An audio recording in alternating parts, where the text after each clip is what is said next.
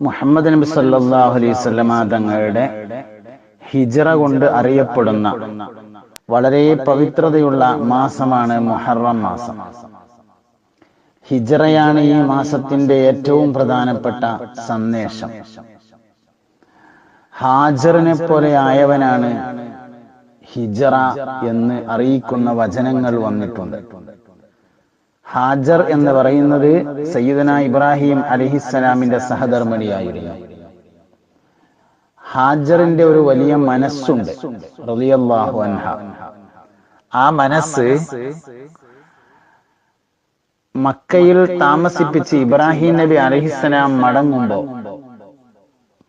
അള്ളാഹു പറഞ്ഞിട്ടാണോ നിങ്ങൾ ഇങ്ങനെ ചെയ്യുന്നത് എന്ന് ചോദിക്കുകയും അതെ എന്ന് മറുപടി ലഭിക്കുകയും ചെയ്തപ്പോ, എന്നാൽ അള്ളാഹു ഞങ്ങളെ വെറുതെയാക്കില്ല എന്ന് പറഞ്ഞ ഒരു മനസ്സാണ്.